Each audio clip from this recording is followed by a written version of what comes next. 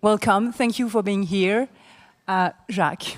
Yes, I'll say a few words. Well, yes, the room is definitely not big enough, but at least it indicates how eager we all are to hear Jamie Ramsay's insight of the work and his team. So I really want to warmly thank Jamie Ramsay on behalf of ZEISS for kindly accepting the invitation and to talk about this marvelously, beautifully shot film. I have to say, I was telling Warren that I probably wept half of the film yesterday.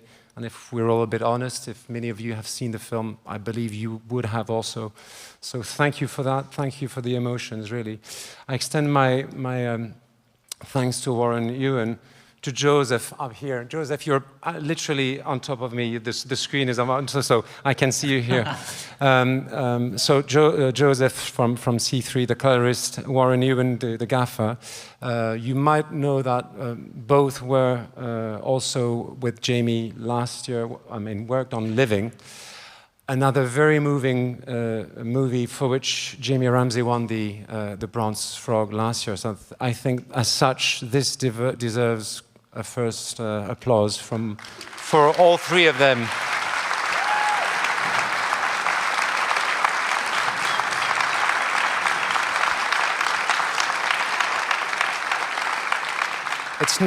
We are very lucky to have the cinematographer, the gaffer, the colorist. I think it's going to be a very interesting panel.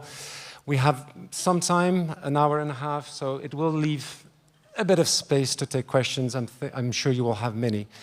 So let me introduce you also to Hélène Deroux, French director. She will be moderating the conversation.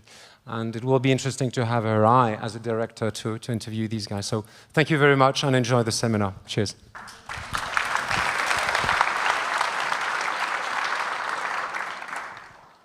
Thank you, Jacques. Hi. So I would like just to know first who saw the film yesterday. Oh, many didn't see it actually. So many saw it. Congratulations. You didn't see it. Congratulations too. Brace yourselves. Can you please play the featurette so that everyone has an idea?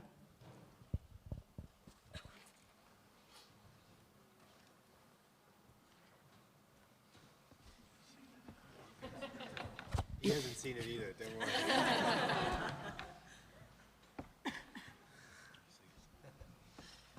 I'll tell you what. Hello. Hi. Saw you looking at me from the street.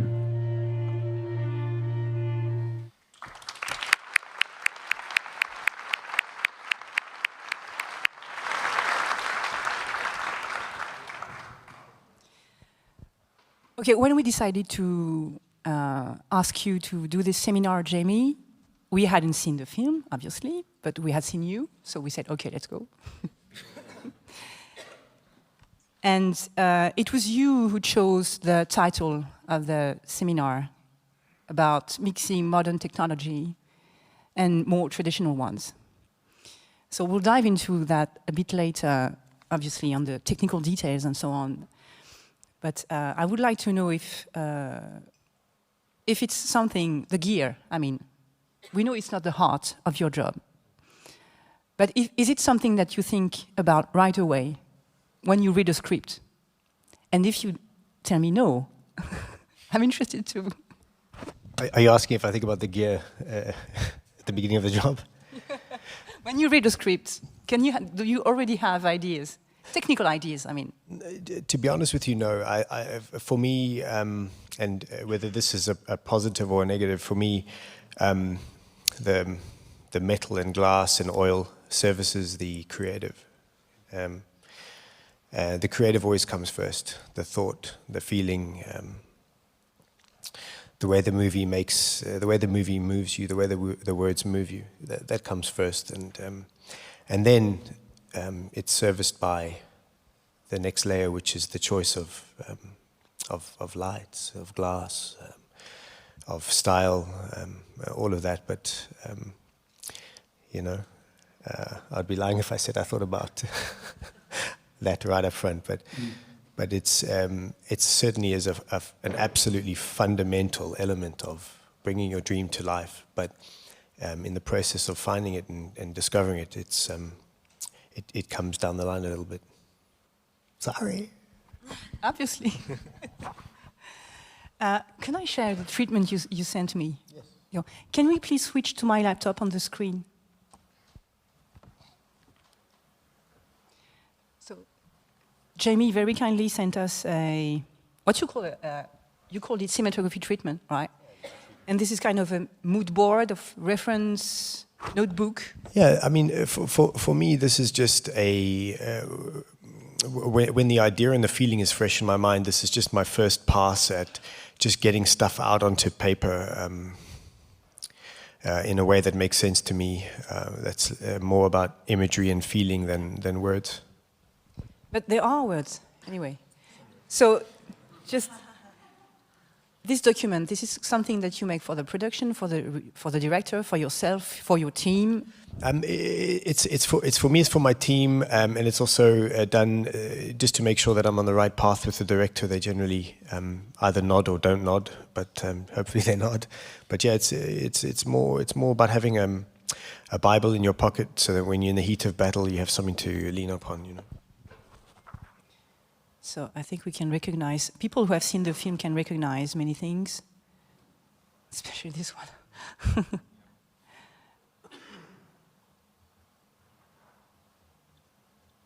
Just watching pictures, that's all we do. So we're good at. Yeah, we're good at. Here you go.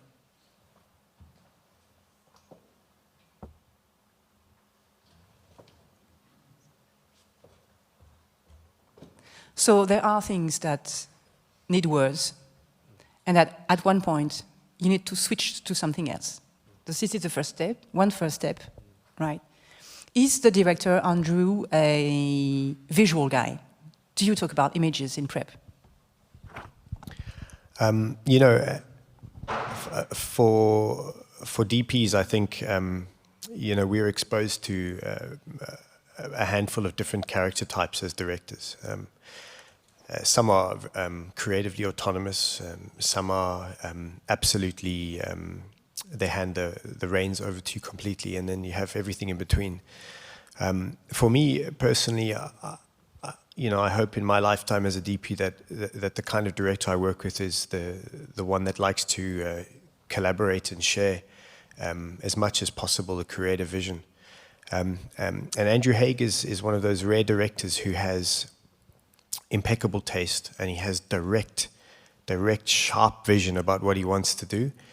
However, once you have aligned with him on a conscious level and understand what he is looking for creatively, he's the kind of director that hands it over completely and trusts you. And you know, there's so many moments with him where you're just like,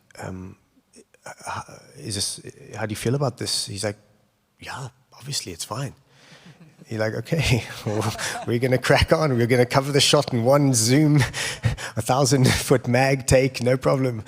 And you know, he's just down for it. And I think, for me, I think that's the beauty of this industry and what we do is just relationships. And when you form these strong relationships and you develop this kind of shorthand with people, it's invaluable, because once you get rid of the 25% of energy it takes to really communicate stuff, if you remove that and you have the shorthand, that energy can go to actually doing something important, you know.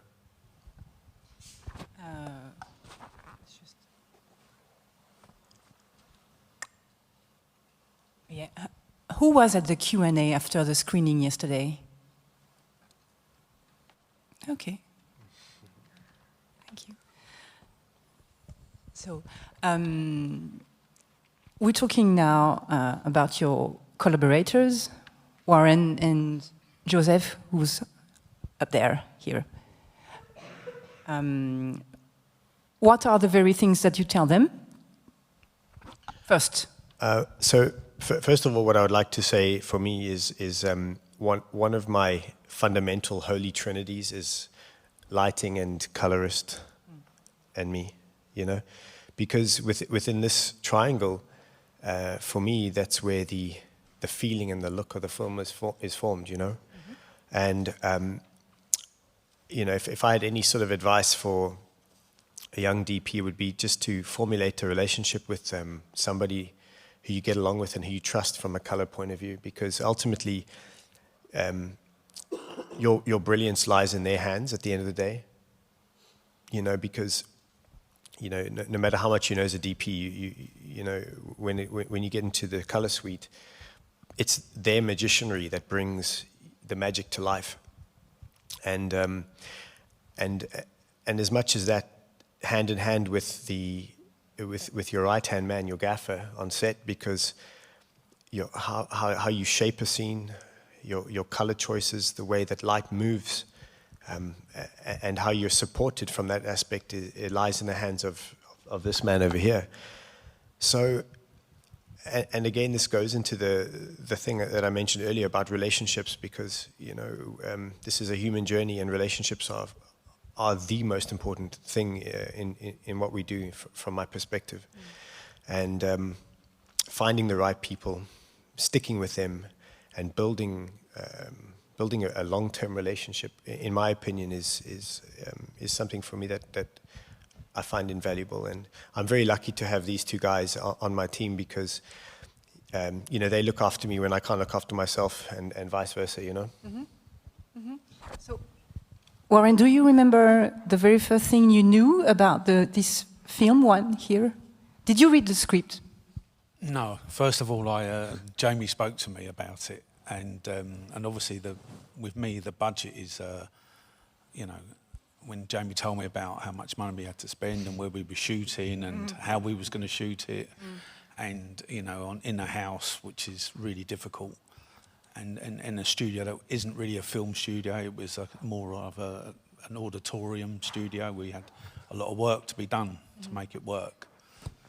So for me, it was the first time. It was always a difficult thing to actually think what Jamie's trying to put across to me, because with the budget and everything was against us from the beginning. It was really hard work to get it all going. But he believed in me. And he was like, yes, fuck yeah, we're going to do this. So, Joseph, the same for you. No money, fuck you, let's do this, right? Yeah. I mean, that's obviously my answer every time Jamie calls me up. But yeah, I mean, I think so Jamie had mentioned he's got this new film, and he kind of said a little bit about it, and just me and Jamie are kind of talking on and off basically every week about any film that he's shooting currently. And kind of, we're just bouncing ideas back and forth. He mentioned early on he was shooting on film, and kind of we were talking a lot about that and the kind of the color process and how that differentiates. But yeah, just, I mean, every week it's just sending each other images or little voice notes, and yeah, it just kind of slowly, I guess, builds as kind of the picture in Jamie's head and his discussions with the director as it kind of progresses. And just constantly updating the headspace and understanding of the film. And then that's nice, because it's you're not just jumping in and having to make a creative decision. You've been brought along the journey, you know, which is emotionally so much better, and you get an understanding for what everyone's trying to achieve. So that's really rewarding. I mean, just to unpack that, just because you've kind of highlighted it now. Just in terms of having my colorist involved right up front in the creative discussion part of the film, when even the director and I are figuring it out, for me it's invaluable, because there's no surprise, and also Joseph's kind of model of the film in his mind is growing at the same time that mine is, you know, and if I'm, and this is why, again, relationships, you know, I can text Joseph at any time. I can send him pictures. He's sending me pictures back. Yeah, we're both busy people, but you make time for those people in your life. This is all taking place during preparation, right? During prep, you know, and you know, bouncing pictures, and Joseph's like, yeah, what do you think of this? I'm like, that's great. What about this? And then in that we understand the fundamentals of what are your contrast ratios looking like? What is your color palette looking like? What is your saturation looking like? Where's your warmth? Where's your cold? How are we using this to build a narrative? What are we going to do from a look perspective? And yes, when you work with the singular colorist, the two of you develop a look together. And I'd never be as presumptuous to say that as a DP, this is my look, because it's not. You know, it's created with the people that are close to me. But when you do that, it gives you the autonomy to at least have a language, you know? Absolutely. And when you started talking to these guys here, Joseph and Warren, had you already decided that you wanted to film analog, to shoot analog? How did you came to that decision? Yeah, so the decision to shoot analog happened really early on in the process between the director and I, where it was obvious to the both of us that fundamentally this movie was about memory, you know, about memory, about the nostalgia attached to the good times, and when those good times and the individuals attributed to those good times are no longer around, that emptiness and that feeling can only be embodied by an analog form, whether it's in the shape of records or tapes or so on and so forth. And I just knew instinctually straight off the bat that I wanted to shoot on film. And then when we told this to the producer, there was a group gasp in the room. You want to do what? But again, and actually, what I will say along with that comment is that our production company Blueprint, Graham Broadbent, Margot, and all of them, you know, they never really questioned it. They questioned it from a budgetary perspective, but they just sat with us one day and they looked at me and Andrew and they said, "Is this for you the right language for the film?" And we both said yes, and they said, "Okay, we'll make it work," you know. And they just supported us from that point onwards. And to be honest with you, like if you work with producers who will do that, I mean, that's really amazing for me, you know, because, you know, I understand it was maybe a third or half more expensive than what they had planned, or whatever it was, or maybe a third more expensive than what they had planned, but they saw the seriousness in Andrew and my face, and they were like, "Okay, fucking hell, we'll support you," you know. Fuck as well. Yeah, fuck yeah. They were like, "Fuck yeah, we're gonna support you, man." Want to work with them? It's funny. Yes, I would like to know. The crowd is quite young. Who has already? Okay, who is a DP here? Okay, who is? Do we have sparks? Oh my God! Yeah, yeah. Here they are! Yeah.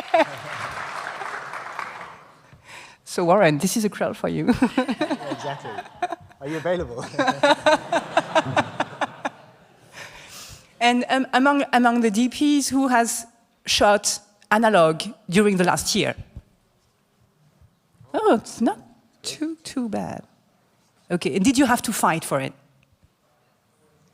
Just 1, 2, 3. If you want the film look, shoot film.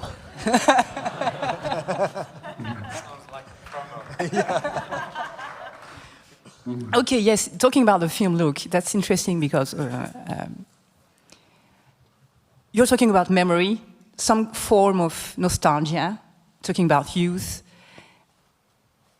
The guy is going through a process, and we don't want to spoil anything, so we're not talking so much more about the story, but you could have chosen to go even deeper, stronger in the nostalgia look. I recognize something from your previous movie, Living, regarding sharpness and contrast and black levels. That it wasn't shot analog. It was shot on digital, right? So there's still something precise, and I would say it's not the nostalgia grain at all that we have here on screen for this movie. It's something else. Still, it's film stock. you could have chosen to shoot anamorphic, for example, because it's 239, with many flares and aberrations and all this. But still you didn't. It remains quite sharp and precise. And all this. Can you So,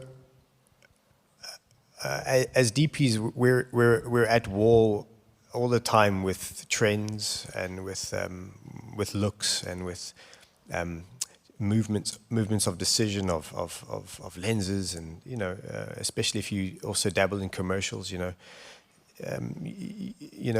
there's stereotypes that gets attributed to looks and feelings and things like that. And for me, what I've always tried to do is I've always tried to decipher what the obvious choice would be, and then just to try and reformat that at least a little bit.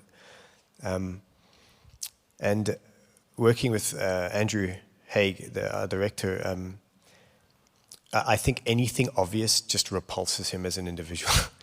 He's got a very specific taste, and just the thing that was spoken about more often than not was just always to pull back and hold back and just practice restraint on ideas, and that came in with performance and with art department and with wardrobe and makeup and everything.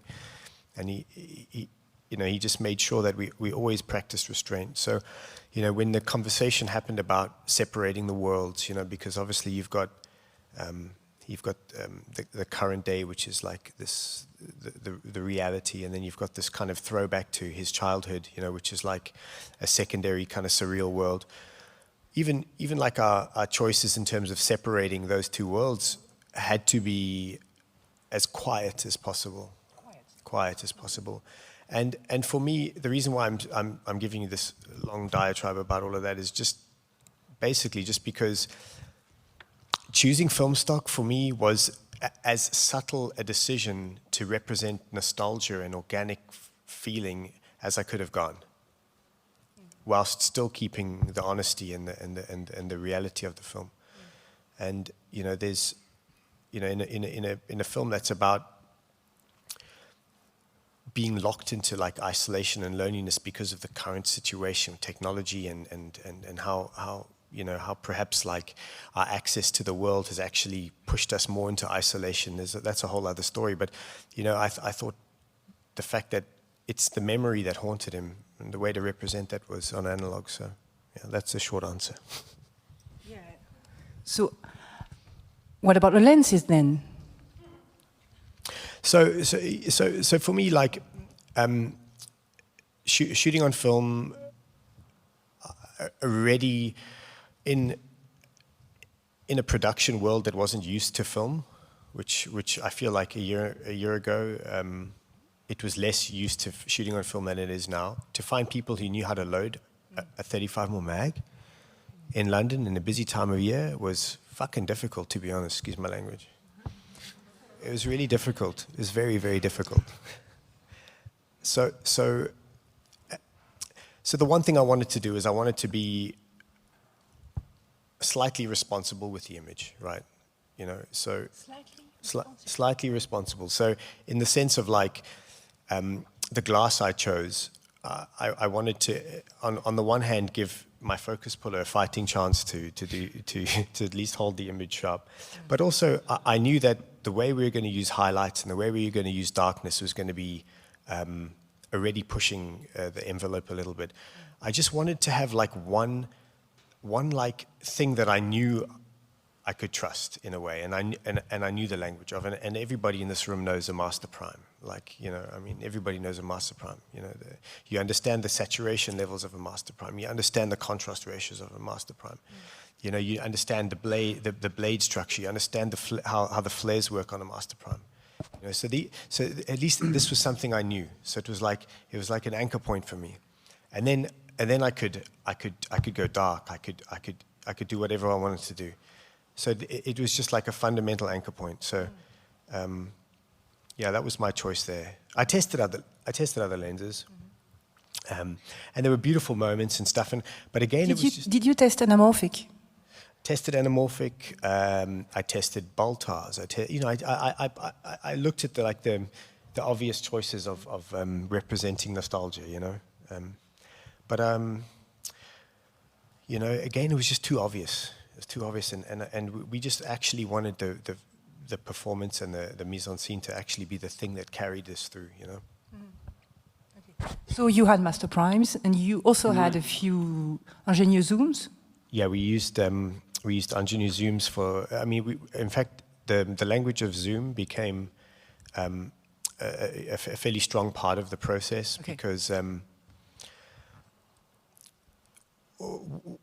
for me, operating on this film, what I didn't want to do is I didn't want to lock myself into a two-dimensional plane in terms of the lens language. So you operate your movies always?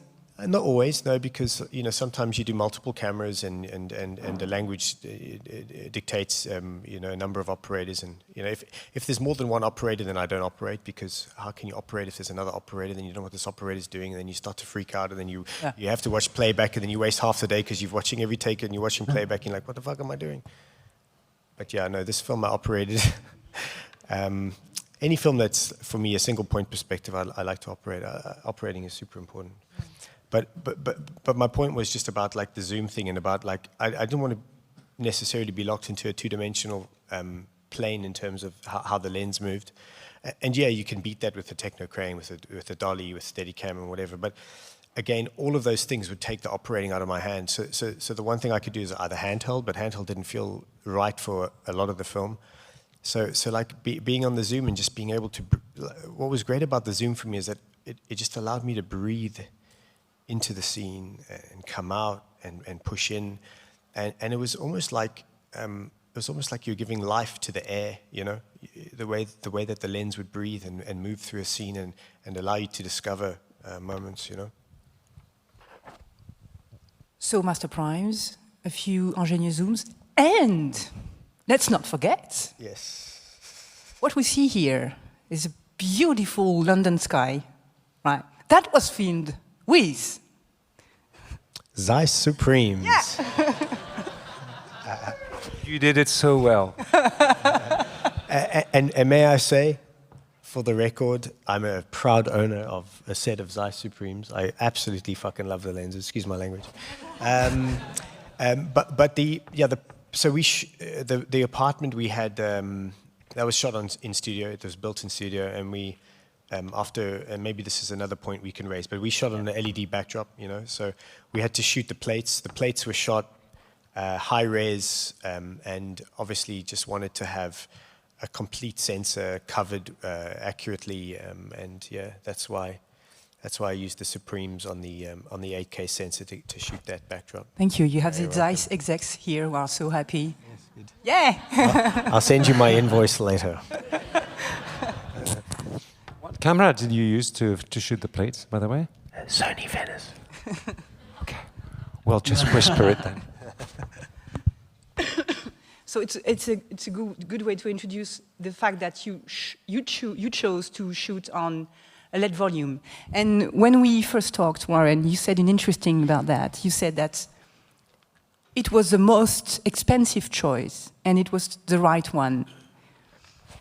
Yeah, when me and Jamie talked about it, and we'd done loads of tests with different backdrops and back projections, it just wasn't working on the scale that we had to look out the windows, how big of backdrop we would have needed. And because we were shooting in there for so long, with a backdrop, you just, unless you use blue screen, you can't change it, you're just governed by what you've got, you know? And we wanted day, night, morning, all different, you know, different effects. And it was the most expensive, but as you see in the film, it was well worth it, without a doubt. It's fantastic looking at it. This is a special BTS shot by Jamie, by the way. So there is a maybe the main, no, not the main setting in the film, but very important setting on location setting in the film. I'm going to make it. It's okay. The main apartment. So it's on a very high building. You only see the sky. You chose the LED volume. So can you walk us through the process? Yeah. And I'm sure all of you sitting here have had these discussions with directors and production when it comes to this part of a film. But There's a pixel that's not working. What's going on here? We're living in a simulation. So they come to talk. How are we going to do? How are we going to do the background for the apartment? You know, and obviously, you know, there's in this day and age, there's a big buy-in from post houses these days. So you kind of get locked into like these VFX relationships with post houses. And I'm not a producer, so you know, I can't overtly comment on that. But to me, it's wild.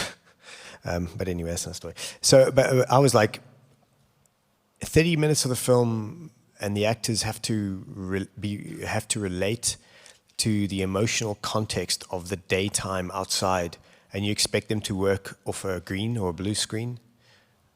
To me, that's insane. Because, I mean, yes, actors are brilliant at what they do, but if you can give them an environment that they can work off of, and if you can set a mood for them, it's going to affect their performance. You know, it's going to affect what they give to you, right? So, you know, we presented the idea of doing full sort of Unreal Engine LED backdrop, and because we had to build this wall was 120 foot by 50 foot. Because we had to build it and have it for like, I guess, probably 10 weeks, including like setup and stuff. 10 weeks. Yeah, it was. Yeah, because the setup was long, and we had it for 4 weeks. No, we had it for 3 weeks to shoot. And then, so probably like 6 weeks in total. Mm-hmm. It was very expensive, right? So, so part of what I had to let go of was the Unreal Engine side of it, so the camera tracking and the world build and whatnot. So, what the compromise that we made was, we would have to shoot the plates, and we could augment the plates in pre-production. We could do what we wanted to do to the plates, but we had to have an armory of like, you know, 25 whatever looks, and we'd have to use those on the LED wall. 25, you mean skies, different skies, and time of the day and weathers and so on? Yeah, times of day, weather. Also, we had an idea to like, because there's this like fine line between like reality and kind of like this dreamscape. You know, we had this idea of like playing with the sort of the timeline of the outside plate.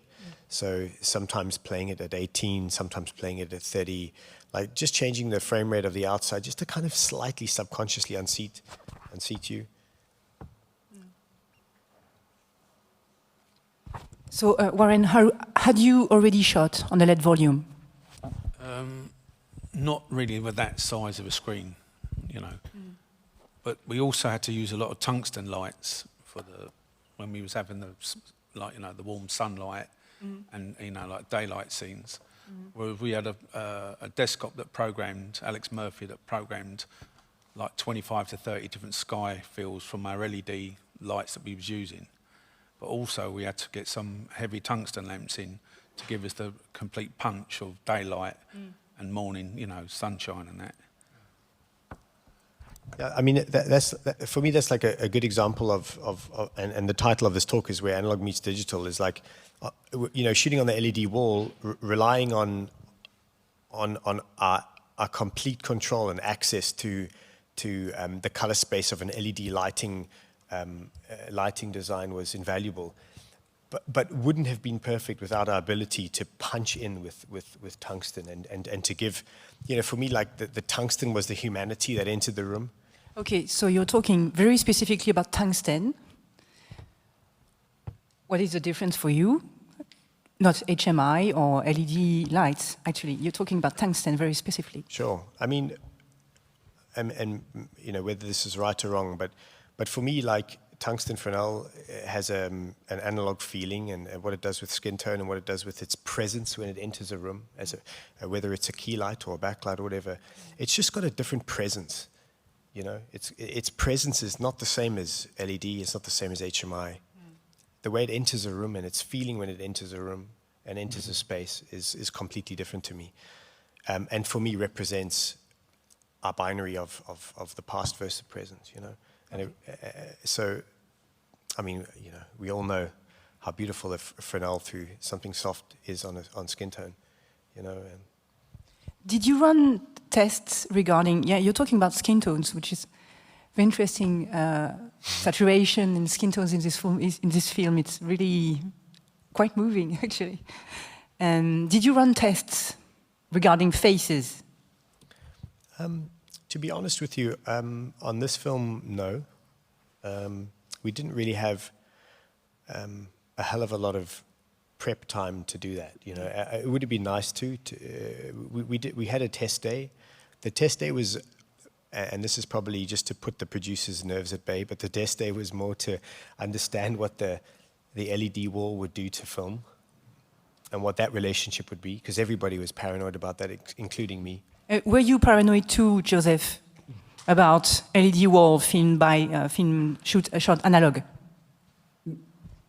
No, I mean, I thought like, if anything, it would just make it easier from my perspective, because things like, you know, very subtle gate weave, the subtle different, the way film handles different frequency of detail and things like that, all those things would kind of almost bed those two layers together in a very organic way.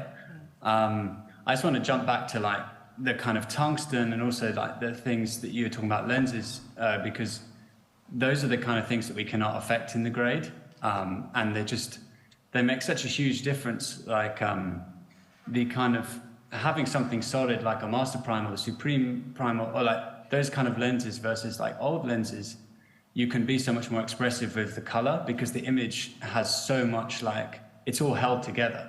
So it's like shot to shot, and where you point the camera, it's so stable. So it's like, it means you could be much more expressive in the kind of the way you handle the image, and the way you print the image. And then the same with like tungsten, it's like you've got, because of the color temperature of that light, you've already got this different in the way it handles exposure versus skin tone versus like a cool wall, like it already recesses, right? And so like, you've got this extra layer of depth, which we obviously enhance with like color science and the way we handle different densities of color, but you've already got such like a strong relationship. And like it's burned into the film because like all those colors have different levels of exposure because of the temperature. So that's the other thing I'll say about the LED wall is like, because they were shooting on film, just making sure that like the way we processed, because obviously we processed the company through the Sony Venice footage, and just having it as vanilla as possible, knowing that, because it's like, I guess one school of thought would have thought maybe we have to make the LED footage look like film before it was projected. But kind of my feeling was that it's going to go through this process of first being shot on film negative and then, the print we designed. So it's like you want that as vanilla as possible, because otherwise it will end up almost being too intense, and the kind of the backplate stuff will have almost like, it'll be more intense than our foreground. And so like having that as vanilla as possible and just allowing first the film negative and then the processing we did after, like have that be the thing that gives it an interest and a life. And then it means that like the relationship between the two is like right. Yeah. So, did you encounter problems filming a LED wall? Yes. Well, so obviously anybody who's going through prep to shoot on the volume, you've all heard the stories of moire and pixel drop and all of these horror stories. When you're shooting on digital, you can experience those problems live, so you can troubleshoot them directly as you're shooting. When you're shooting on film, you've got a 16-hour turnaround time before you get your neg reports and you know what you've done, which was again one of production's big anxieties and also became one of my anxieties. Because I'd get the neg reports at like 3 or 4 a.m. in the morning. And only then would I know, like, did I get any moire and things like that. And, when we shot our tests, we were like, wow, this is the answer. There's no moire. There's no moire. You remember, what did you film for testing already the same setting? And yeah, so basically we went to we went to the wall at Ari, and we projected some footage that we had shot on that wall, and we just shot a couple of reels of different film stock against that on different lenses and at different distances, and we were like, you know, pulled sharp on the wall, and we didn't get any patterning or anything like that, and we were like, okay, this is the answer. And then when we shot the movie, we shot a scene which is actually the opening scene of the film, which is basically a reflection in the window of the skyline, and then he stands in the window and he's exposed by a flare off a building. And we shot this, and we did it live, and it was like, oh fuck, this is so, yeah, we were like, this is incredible. We dimmed up the 24K with these beautiful gels, and we got the color temperature right, and he was exposed out of the black, and we blacked the whole room, and we blacked the walls so that he would be dark in the beginning, and we did this whole dance, and we were like really celebrating. And then at 4 a.m. I get this neg report, and it's like more. I was like, oh fuck me. And I was like, I called up the guys at the lab, and I was like, what is the more? And he's like, no, it's on the window. I'm like, on the window, really? So what we realized was happening was reflections, glass, water droplets, glass in paintings and glasses on actors was acting like a secondary sensor. Oh. And then the moire was introduced by the digital scan at the lab because of the secondary sensor that existed in the image. So the moire never came live lens to screen, but it came off a secondary sensor platform like a glass, a mirror, some raindrops, like the raindrops on the fucking windows. I was like, holy shit, there's moire in the fucking raindrops. I mean, wow, thank you God for that. Added a little extra. You're shooting in the studio. Yeah, because also like the rain, so like the studio, like I wanted to have like a live level of SFX to soften everything in the studio. So we had like rain machines on the window just to kind of like add a layer. Well done. Got more rain. So, does Joseph has a solution to let's see it in post with Joseph? He will save the moire, or do you just have to reshoot? How did you solve it? Actually? Well, we solved it. We solved it by some panicked research about like depth of field and like changing your angle, and that didn't work. And ultimately we had to actually shoot that shot as plates, which killed me. But in smaller environments, that would be like maybe a cleanup, and we would have to shoot plates that were slightly out of focus. Never leaving the direct focus plane on the wall or on the reflection. So like let's say for instance, if the wall is here and that's 10 meters from the reflective surface, and then I'm 20 meters from that surface, there's like a mathematical equation, and my maths is pretty shit after 20 years since school or whatever. But there's like a geometric equation that puts the moire on the reflection. So you have to alter your distance from that surface in order to get away from the moire. So yeah, that's the fun part of. Actually, had to move your camera or to move the reflection. Yeah, move the prop, move the camera, change your focal plane, shallow it out more. Which was really fun for my focus puller. So yeah. Yeah, let's talk about T-stop. Yes. Yeah. So obviously you don't want in the studio with the LED wall. You don't want to have your plate in focus, right? So do you choose your T-stop according to this? So my choice of depth of field and T-stop for me fundamentally is about storytelling. But obviously we thought we had gotten away with any sort of digital issues with the wall, so we thought we could just ride that out. Obviously, shooting on film, giving your focus puller a deeper stop was kind of the fair and ultimately the thing we had to do. But more than that, thematically, something that I wanted to do with this movie was I always wanted to create a substantial relationship between the character and the outside world when he was in his apartment. And the reason for that is because his isolation and loneliness was directly represented by his proximity and his relationship to the outside world, okay? So if I put him on like a 1.4 or 2 T-stop and I isolated him from the world and just put him in this like really shallow frame of focus, which is beautiful, but then what you lose is you lose his relationship to the outside world, and you lose that fear, and you lose that isolation, and you lose that like that breathlessness when you look out at a big city and all the opportunities and all the relationships that you'll never have are out there in front of you. You lose that gasp, you know. So when choosing the focus ratio of the LED wall and choosing the T-stop, I wanted to retain that sharpness of the outside world, so that you felt his relationship to the outside world, you know.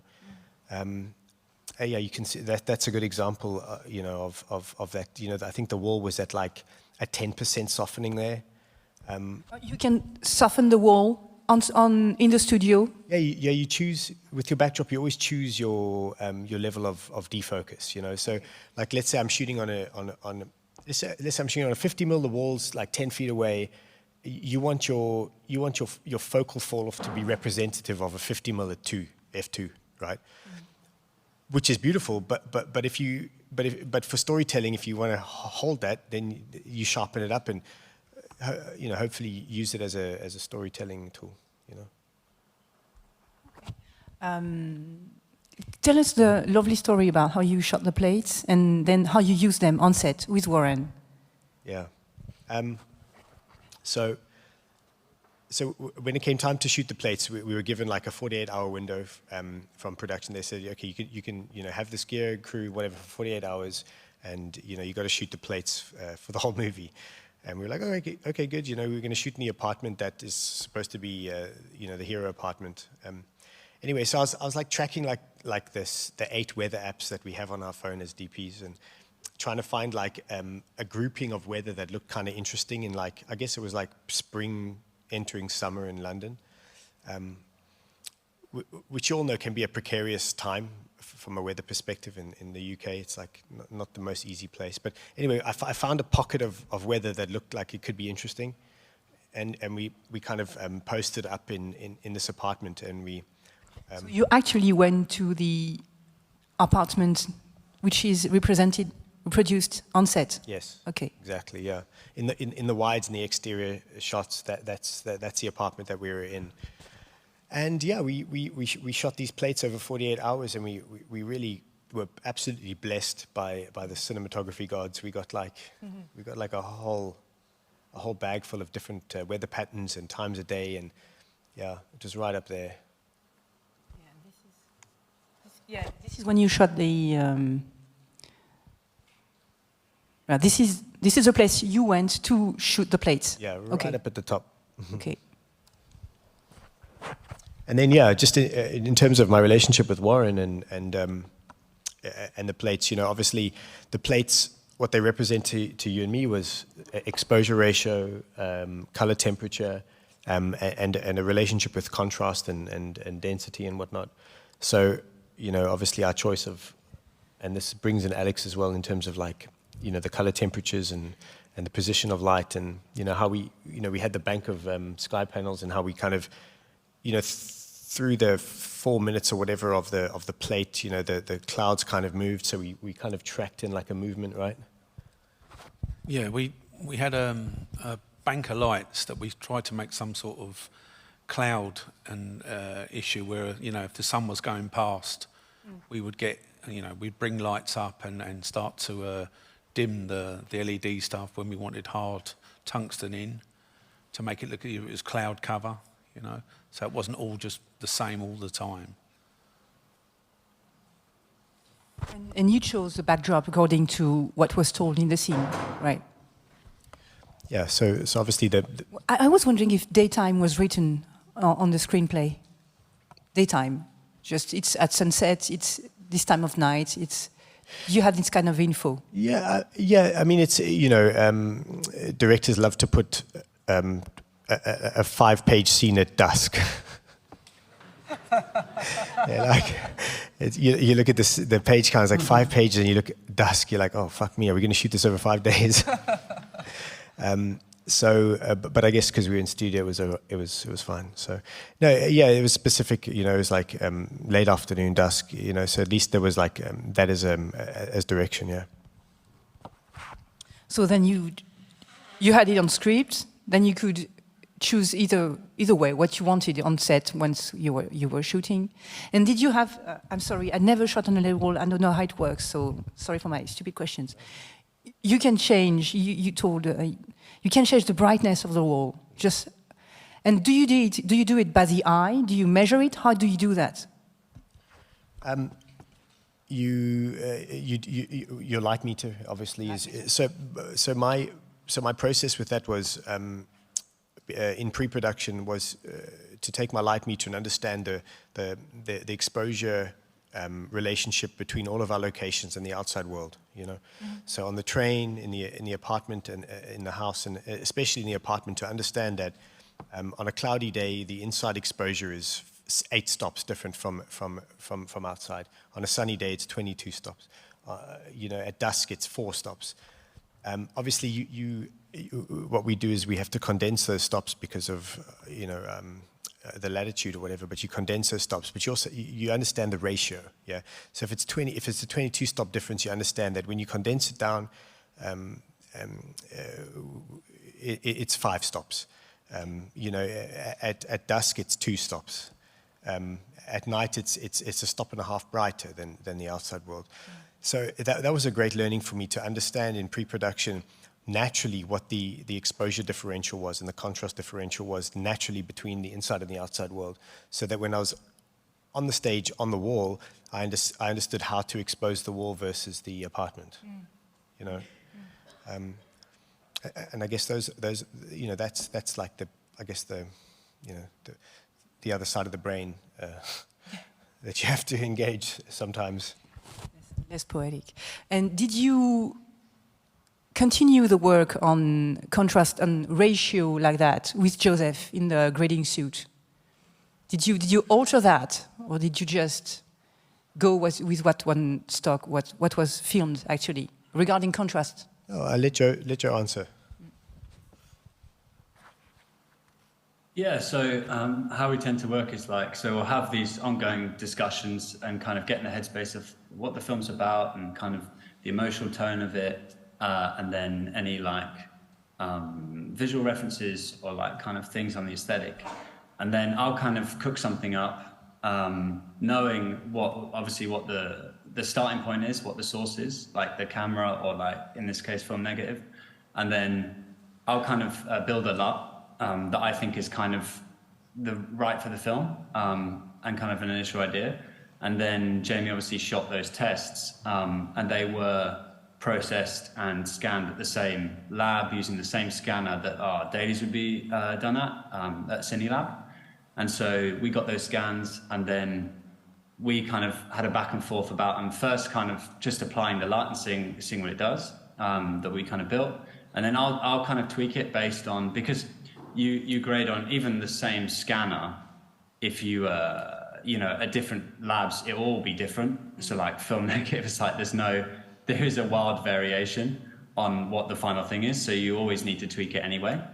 And then also just kind of tweaking it based on how it actually looks as well.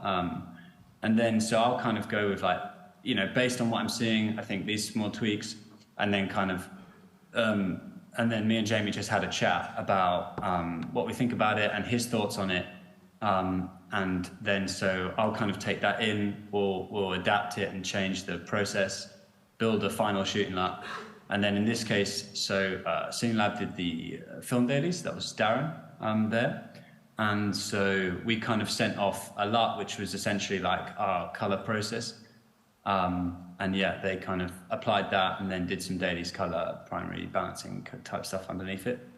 But it's very important because that film negative is obviously like digital, it's kind of very open, right? It captures like 12 stops or 13 stops, and it's just, and also a full gamut of color. we've not. It's all designed to basically capture as much information as possible, right? So you still have to creatively interpret that. So yeah, so it meant we can kind of start to build the full film's aesthetic, and then everybody through the edit process is basically seeing something that's fairly close to kind of the final overall look, you know. Okay, the images they had during the editing was close to the final result. You'd say that? Yeah. So this touches upon like one of mine, and I'm sure all of yours. Sort of biggest rules is just about training the director's and the producer's eye. And if you do commercials, it's the agency's eye. You're training them to what the image needs to look like later on, you know, because I'm sure all of us have been in that position where you're absolutely heartbroken by the color decisions of the people in the suits who, you know, when you can't make the grade and then you come back and it's like an Alexa log look, you're like, wasn't quite what I was aiming at. But we adopted this process years and years and years ago about really like getting as close from a fundamental perspective to how the image needs to look in the end. And when I say fundamental, I'm just talking about your contrast ratios, where your color sat is, where your hue shift is. You know, it doesn't have to be a finished image, but it's just about the core personality of the image and making sure that is what people are looking at in the dailies. That's what's on the offline, and that's what everyone's getting used to, because the last thing you want to do is your execs are sitting in 6 months of offline edit to a log C image, or a Rec 709 image, and suddenly you go into grade and you do something that you've been fantasizing about for 8 months, and they're like, well, this isn't what we were thinking about, you know. So at least doing it like this, you know, you have an authorship that kind of follows through from the beginning to the end, you know. I guess what I'll say about that as well is, like, I think, you know, being kind to people at the end of the process, I think, like, part of sometimes the friction is that if you don't do what me and Jamie do, in terms of, you know, tightly controlling the final look, I think people who maybe come into the post-process, they think they kind of don't assume that we've already had loads of discussions about it, and it's kind of comes from this big body of kind of thought and kind of responding to the story. They might think we're just reacting in the grade and just like cooking up this new look. Whereas I think when you design it early, people really understand how much care and thought is going into this, and it's really intentional, you know? I think that's like the benefit as well. Yeah. So if you had the close enough look in the dailies and they had it during the editing and so on, what was the final work like? The final grade, what did you have to work on? Can we say a word about skin tones and the eyes of the main character? I mean, the black marbles like that.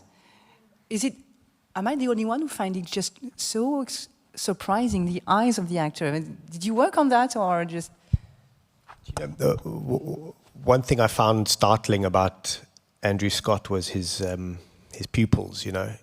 Like he always had like extremely dilated pupils, really dark fucking eyes, you know, which was great for the character. Have you seen Fleabag? Have you seen Sherlock? You've seen him, right? And you've seen the eyes. Don't you find it just strange and fascinating? Am I the only one? Okay, thank you. Yeah, but you know, but again, I think for this it kind of worked. You know, we did this thing about like. And not being like scared of like darkness and sort of underexposure, and allowing like, there's this weird thing like some filmmakers insist on you know, that whenever the character's talking that they're lit, you know, they're so scared about like dialogue happening in silhouette or in darkness, or it's like, you know, you have faith in your sound design, like the actor's voice. By minute 15, the audience knows what your actor looks like.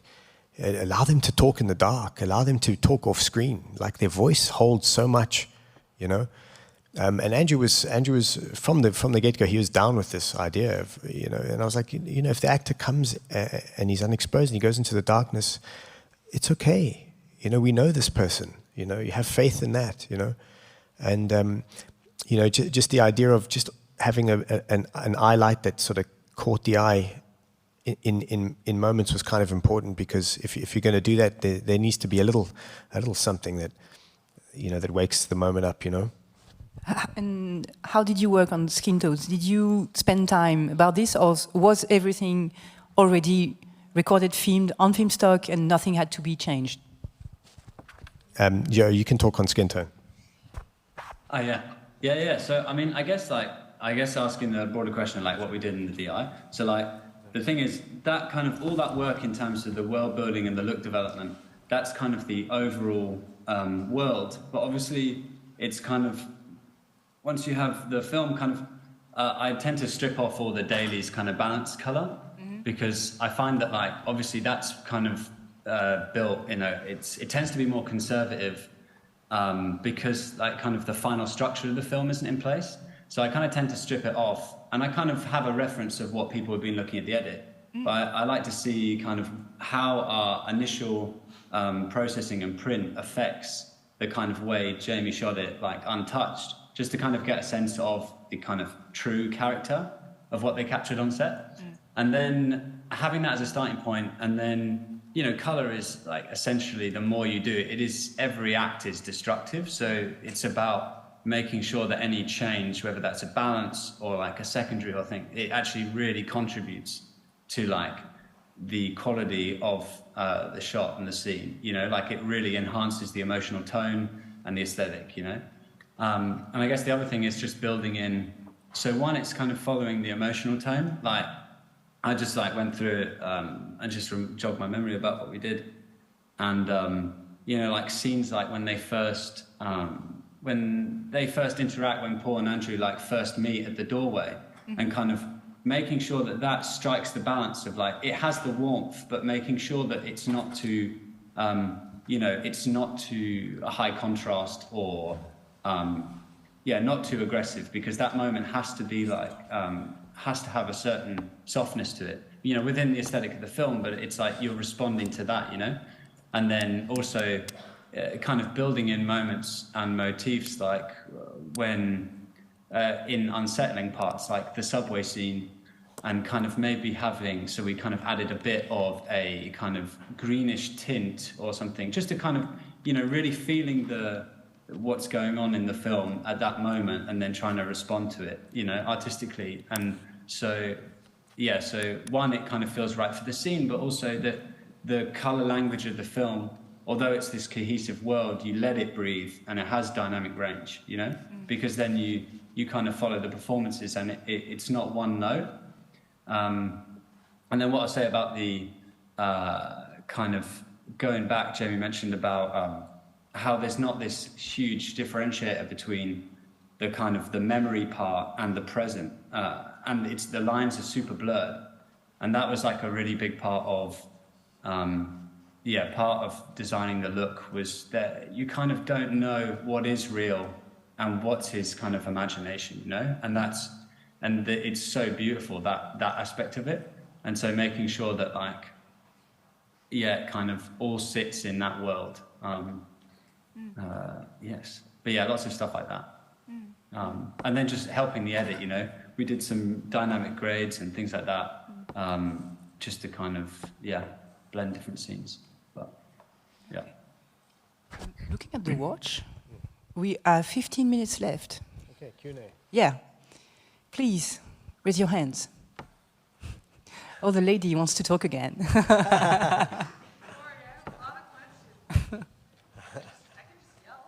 No, please. We are recorded, and we want Joseph to hear you. Hi again. I have a question for Warren, actually. I was wondering, with LED walls, sometimes they tend to have a bit of a tint. So I was wondering if you had any trouble with that, finding the right light color, or was the emission of the LED wall not bright enough to even having to match that, if that makes sense? Well, the LED wall gave us something to start with inside the flat, because the windows are so massive. It gave us a base to start, So we used our LED stuff, tried to get it at the same colour temperature as what the wall was, to push it in, and so it was all natural, So that wasn't that hard, to tell you the truth. You didn't experience any colour shift? No, not really. No.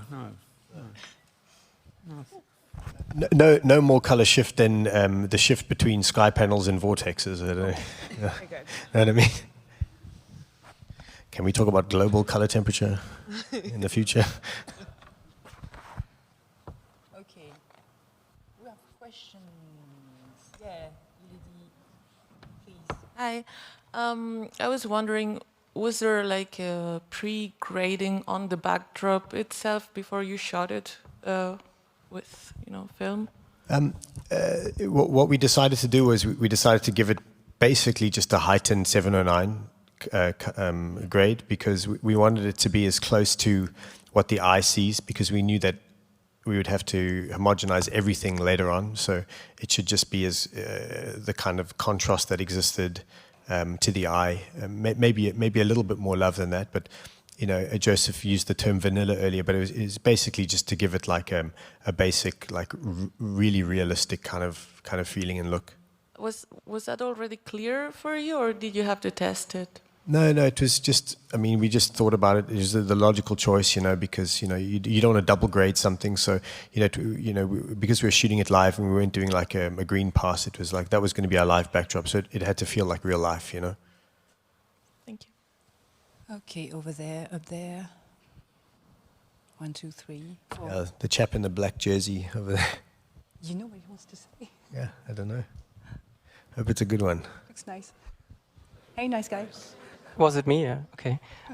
Yeah, I don't really know where to start. First of all, it was such a beautiful film and so well crafted from all three of you. And I'm so happy that this panel is happening. I think this is the essence of camerimage, so thank you for that. Thank you. My question would be more about the lighting and shooting on film, so maybe to Warren and Jamie. I saw that a lot of times you were really brave with the blacks and the shadows. I was wondering if you weren't sure always how they would render in the end, or was it all the grading that you pushed them down so much? Because it also looked fairly clean in general, the film. And also the lighting, you talked a little bit about the highlights and they were so beautiful. And how did you do them? Like also the edge lights, were they just like happy accidents of lights entering a room? Like if you could maybe talk a little bit about that, that would be really interesting. I'll start with the darkness first. This was the first feature film I'd shot on film. Other than that, I've done some commercials and some music videos and a short film or two.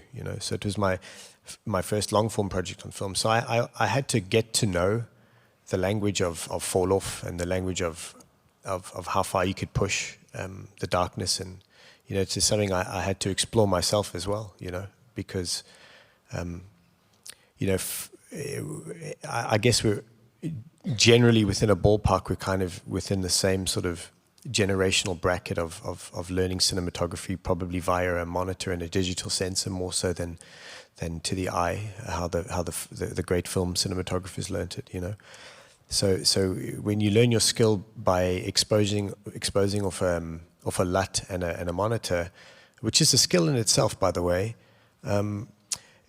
Learning what it feels like to have to do that just by looking with your eye, and perhaps a DSLR camera to help you on the side is something you have to get used to.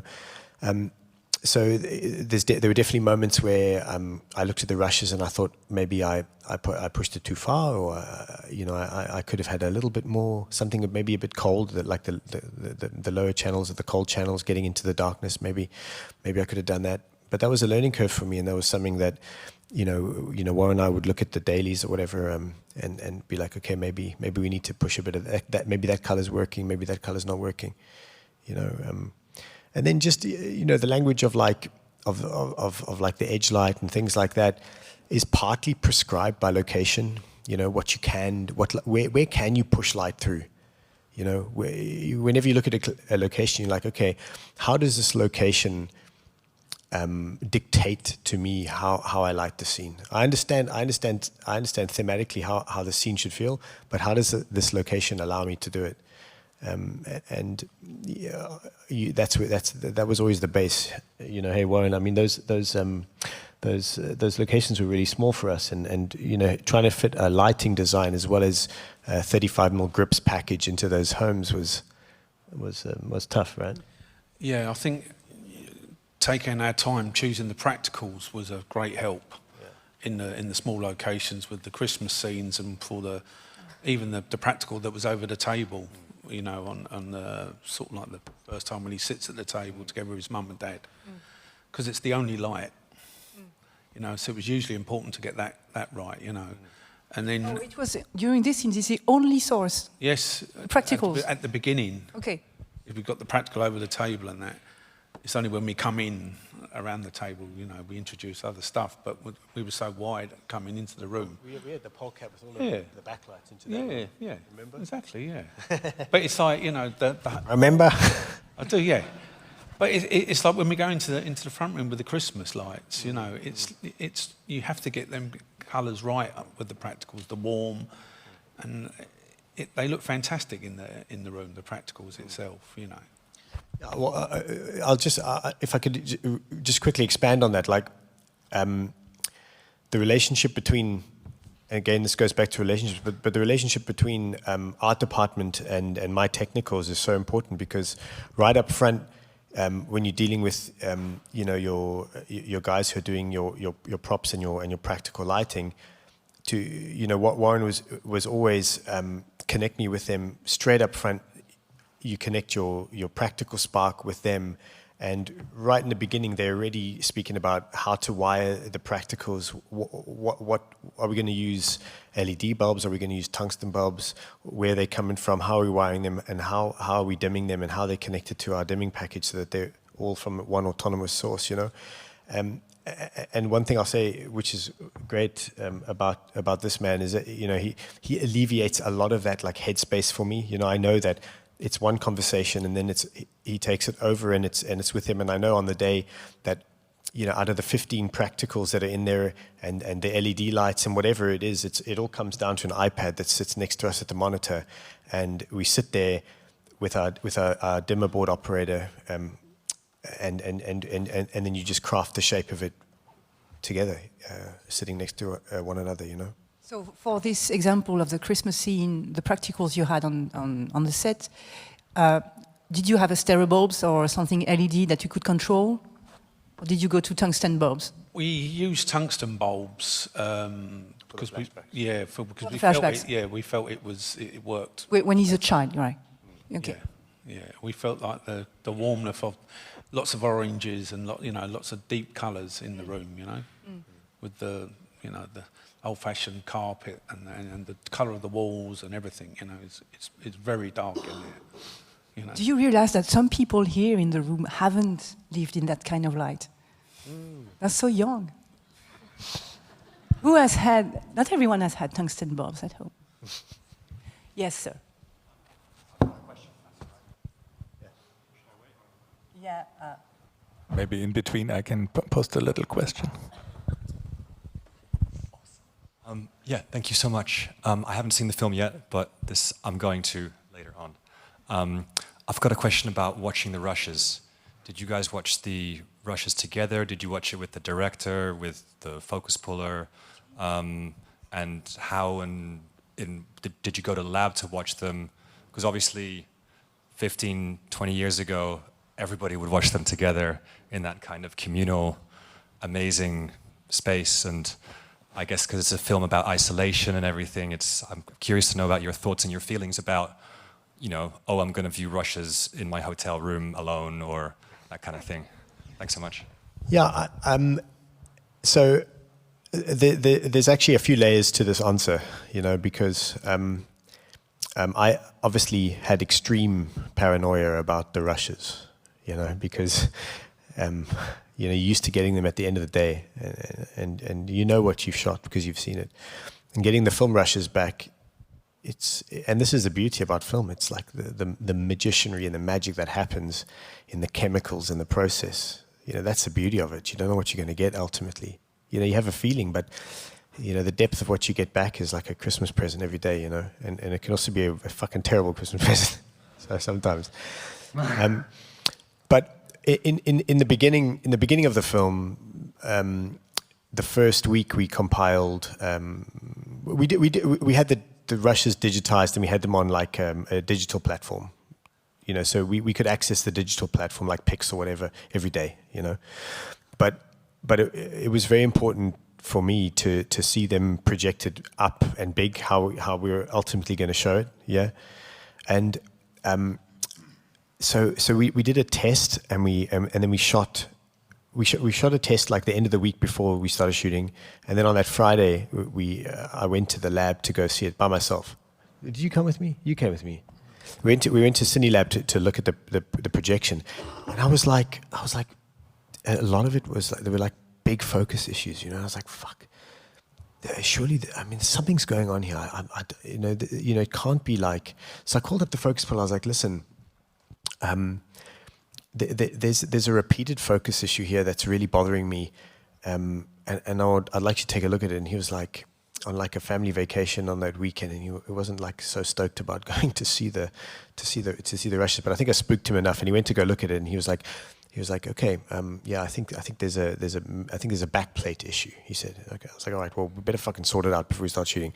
Anyway, so they went and they did a bunch of stuff in the in the back rooms of the gear house to try and fix it. And then we shot day 1 and day 2, and after day 1, at like 4 a.m. on the morning of day 2, I got the rushes back from day 1, and I'm looking at them on my iPad, you know, and I'm like, this is still not right, you know. It's just like, you know, everything, the focus feels like it's like a few feet, just like short, you know, all the time.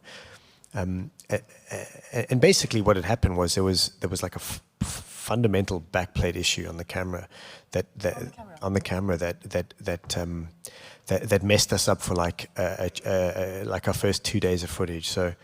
Oh, it burnt. I'll tell you what, it really fucking burnt. I'll tell you, nothing gets you like that. But anyway, it happens. You know, you got to move on from it. But clearly, you can see I've moved on. And but for me, that was a great lesson, because I felt something after the camera test, and you know, out of trust, and you know, the first focus puller I had on the job, who left after the first few days, you know. You know, was perhaps one of the kind of more the sort of the old school type, and you know, kind of like a bit aggressive and stuff. And I was just like, okay, well, you know, you see, you know what you're doing. I'm just going to let you do it. And ultimately, it burnt me. So what I learned from that was, no matter who you piss off as DPs, if you feel that your image is compromised, don't back down. Doesn't matter who it is. If it's a producer, a gear house, a focus puller, it doesn't matter. Your image is God. And if you feel like it's compromised, you cannot back down. You have to fight for that image. You have to, because ultimately it's you. It's your face on that screen. You know, it's you. You know, and no matter what cart it tips, you got to fight for that image. You know, whether it's a budgetary fight, whether it's a technical fight. How you fight, that's a different story. But you have to fight, and you have to believe in it. You know, yeah. I'm so sorry. This is going to be the end word. Beautiful conclusion. Our time has gone. One more. Can I have one more? Okay. So, just one. Can it be a good one? Yeah. Hi. I have a question for Joseph about the general workflow. How did you manage the dailies? Did you have a CDL and a LUT, or? Because I'm not sure if you made the dailies in Company 3 or in CineLab. Like, how was the process? Thank you. Yeah, totally. So the dailies were handled by CineLab, but I obviously, me and Jamie had built a lot that was basically the kind of overall aesthetic that kind of everything went through. And so that was kind of built into a lot and then sent to CineLab. CineLab did the dailies. And then when it came to final color, I tend to, pretty much exclusively strip all the CDLs and that kind of stuff off. I tend to, well, one, like to see it, how the kind of scans or the digital files react with what we designed, like kind of raw, just to kind of get a sense of what was captured on the scene in, I guess, its purest form. And then also, like, I'm a big believer in like, you know, like using printer lights and those kind of tools, because we're talking about skin tone and things like that, and I think you tend to see, and I think it's more like, you know, just because dailies, obviously there's no context for kind of how it sits within the edit, and so kind of the balance tends to be less expressive and more conservative, and that's just the nature of like, you know, everything needs to cut because they don't see how the final picture is used. Whereas like I tend to like doing the majority of my balance with printer lights just because it feels like you don't, because I love to, like, you know, obviously you have to balance the image, but you want to keep the life and the relationship between all the colors, you know, in, and you don't want to negatively take away some like interesting tiny differences in the skin, and you want the image to feel alive, you know, you don't want to kill any of that color. And so, yeah, and then, I mean, it's like, although like we kind of build the aesthetic and you know, it simplifies the whole thing and the final look is pretty much there, we still do loads, like scene to scene and shot to shot, to just kind of refine it, dial it down. And the way I like to work is the thing that built the LUT is basically broken down into all its components. And then you can kind of, there's certain scenes, like a good example is the kind of warm, when he first meets, Scott first meets his parents in his family home, and that warm scene, we kind of, you know, I slightly broke out the colors from the restrictive part of that LUT, only slightly, just to give it a bit more life and kind of, I guess, just so the colors didn't feel so restricted, because it just emotionally felt right to, at that moment, really have like many shades of warmth, you know, and really have it loose up. And that's really like responding to Jamie's cinematography, like it's, you know, the lenses, the kind of, the fall off is greater, and there's something over the lens and it feels a bit foggy, and so it's just like seeing that when you've got the final film, you're like, okay, how can I continue that visual journey, and not doing it to the point of being like really present, but just how can I respond to that, and like how can I build like further that story with color. And so it's like, yeah, the way I kind of structure my workflow is all about allowing for that flexibility to really take, you know, do big swings within the film, and if the scene needs it, you know. Yeah. I'm so sorry. He's gone. The guy is gone. Can I have one more? Sorry, that was a long answer. Okay, as long as no one just kicks us out. You know what? Let's take one. Make it very short. Make it super short. Yeah. Okay. Okay. Yes, just here on the. Yeah. Sorry for you guys, but he's staying till the end of CAMERIMAGE, you know, just trying to catch him in the corridors. Hi, Jamie. Thank you for your kindness for showing us your process and treatment, how you came about the look. But I specifically wanted to ask, testing is subjective to everybody, but what is the characteristic you look forward in lens and camera for testing, and what is your process? Yeah. Okay. Quick answer. So it comes down to a feeling, right? So like, you know, as a DP, you trust the camera platform, you know. So whether or not you're a fan of Arri or Venice or Red or whatever it is, you trust the platform. So you trust the platform because that's where your exposure ratio lies. You know, you understand the latitude and you understand how the sensor reads color and you know, contrast and all of that. So that's your base. You know, your lens is your brush stroke, you know, so your emotional context is your glass, you know, and how you treat the glass, right? So what is the emotional context of what you want to do, and then you attribute the right glass to that, right? You know, and then how you paint that, your color choices and all of that is your, you know, your lighting and your color palette and all of that sort of thing. So for me, it's just the simple rules of that. It's understanding intrinsically the emotional context of what you're doing and understanding it to your core, so that it just becomes second nature to you and it becomes a reactive thing and not a thought process. And then from there, you assign your tools that are going to do your job for you. And that's just a cerebral process of decision, yeah? You know, because you're all smart, you've all done your research, and you all know what's what, and you do your lens tests, and you understand what lenses make you feel a certain thing, you know, whether it's a flare or a fall off, or how the lens bends, or if it's super sharp. Like, these are all things that make you feel. Does it feel right? You know, and then that becomes a choice, and if that feels right, then it's the right thing, and then all of them fall into place, and everything's going to be fine.